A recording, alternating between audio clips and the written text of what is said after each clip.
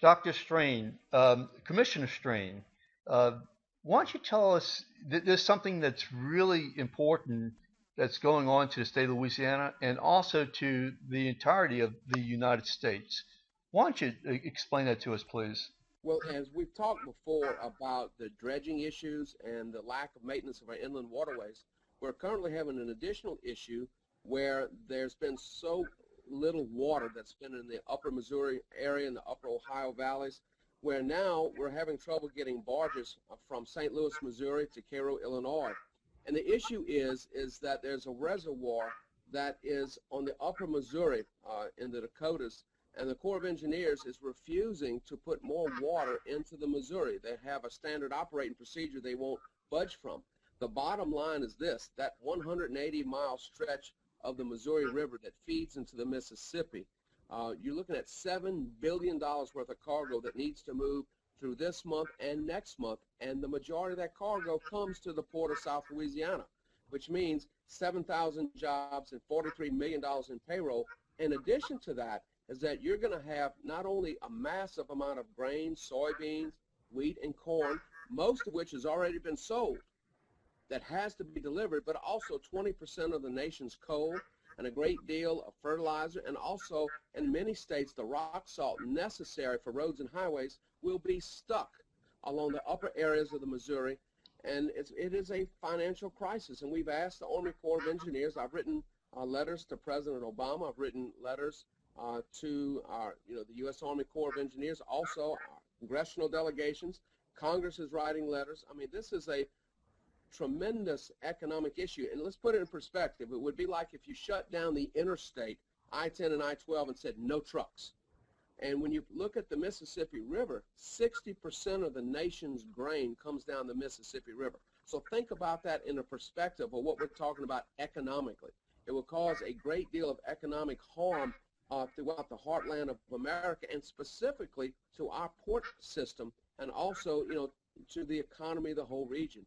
And what we're asking for is for the Corps not to shut off water flow from the Gavin's Point Dam into the upper Missouri, and also now to remove rock pinnacles that we're having to remove those because the water is so low. When we reach 6 feet or less in that 180-mile stretch of the river, it will effectively stop barge traffic. If you remember a few months ago when the port at Lake Providence completely silted in, and again, because we have not been dredging like we should, we had $300 million worth of Louisiana grain stuck in North Louisiana. That was the impact to that particular region. So this is an economic issue. It's a huge economic issue, and it needs to be dealt with, and it needs to be dealt with now, because as we wait, the water flow gets less. And what the Corps is hoping is that there will be significant rainfall, and they'll be able to get those barges across the rocks. But it could be up to 2 months before those rocks are blown out of there. And so you're looking at a tremendous, this is an economic issue, and at a time where this nation is struggling economically, every dollar counts. And this is a $7 billion problem. And also, again, that cargo is bound for the port of South Louisiana, here along the Mississippi River system, from Baton Rouge to the mouth of the river.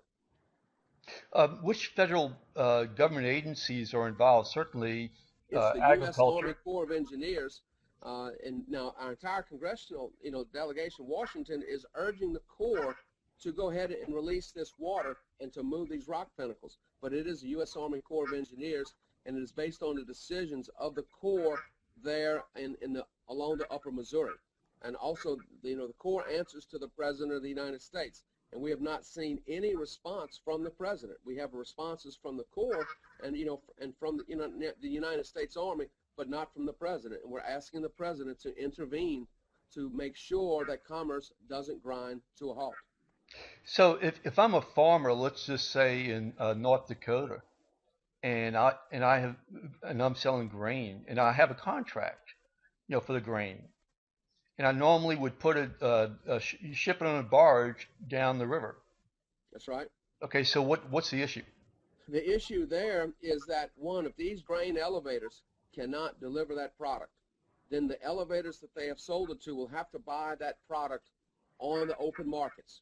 And if the price has changed, the prices went up, then that money is due by the entity that did not deliver the grain. In addition to that, it's going to cost an additional 30 to 35 cents per bushel to try to move it. But the bottom line is there aren't enough trucks and trains to move this product. And most now everything is on a, the last minute delivery type system, so there's no place to store these products. So ultimately, the farmer is going to lose money. These grain elevators are going to lose money. Our overseas clients are not going to receive this product. There's going to be a backup in the system, and everywhere in this system will be economic harm. And we're just asking for a little bit of water. Which product would you say, or which industry do you think is the most affected? I think if you look at the most affected, it will be corn and beans and wheat, those particular grains, followed by coal, and then by the salt and rock salt industries, and then also by a number of other raw materials that are produced, different ores and that sort of thing. And it's also, though, to get raw products north. So that, the barge traffic needs to flow both ways.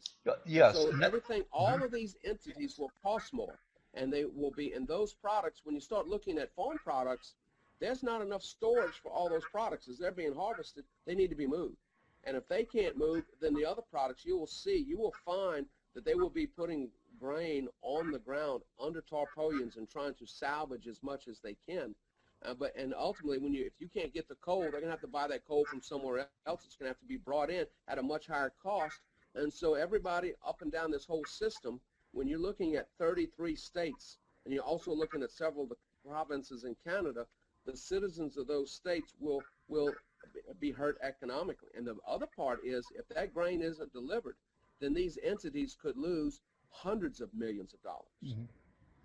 So if I have a business in Alabama, and let's just say that I sell my products, name one for me up north and to Canada.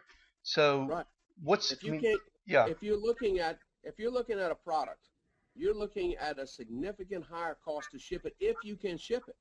What we found out is then when we couldn't ship those products by barge from the Port of Lake Providence, there were not enough trucks or rail cars to ship the product. It's not that you can even get the product shipped. You'll get some of it shipped, but there's not enough available alternative transportation to move this volume of product. When you look at a 13 barge tow, standard 13 barge tow, that carries the equivalent of 200 rail cars or 1,000 semis. 1,000 tractor trailer rigs is what is in that 113 barge tow. And when you look at the difference in cost, the difference in efficiency, it is massive. And so if you can't move it in the Mississippi River, you're going to have to move it all the way, say, to California, to the ports in Los Angeles, or you're going to have to move it all up to the East Coast, or you're going to have to try to truck it down. But the bottom line is there's not enough infrastructure to move that product, so it will sit.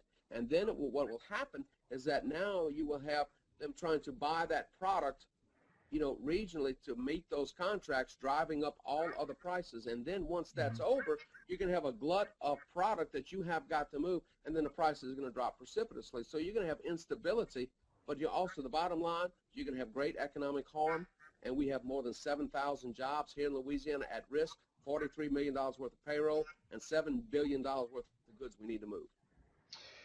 It sounds like a real crisis, potential crisis, without doubt. So the Corps is looking for rainfall and believes that that's going to make the difference. But what's the major reason that they aren't going to, that they're not buying into this? Well, I think the major reason is that the Corps and the people responsible there in the northern Missouri, they follow what's called the standard operating procedure. This is a guideline that has been established, and they follow that with very little variance. And the problem is that we are in a new situation where we openly accept that there is climate change. With climate change, there are variabilities. Standard operating procedures must have variabilities. We cannot base on what we're going to do tomorrow on the way we've done it for the last 30 years. That's unacceptable. because we have to be able to move in real time. Sure. And when you talk about economics worldwide, right? The other nations of the world are looking at us and are they, would be unacceptable to them. It's unacceptable to us. So we have to have flexibility, and we also, though, have to have, the leadership that can say, look, you need to do this. We have to have real, live responsiveness, and we have to look at the economics. We have to focus on the economics of the situation because that has to be one of our highest priorities. And we're going to have to learn how to manage our water better because these water resources are going to become more limited. I mean, we are now consistently talking about our inability or our problems we're having shipping goods. We also have not properly maintained our inland waterways, our inland locks, our dams, our ports. We haven't been doing that in years because we have been siphoning off the money that is being paid by those that are shipping the goods, and that money has been diverted, and we haven't been doing the dredging. We haven't been removing the rocks. We haven't been maintaining all of these other systems, and guess what? Here we are years later, and now we're paying the price. And when you talk about just dredge it deeper, you can't do that in a timely fashion. It takes a long time to do that. And so we have to readdress these problems. We have to get ahead of these problems because, again, the heartland and the economy of the United States depends on it. Agriculture is the only physical entity in America with a positive balance of trade.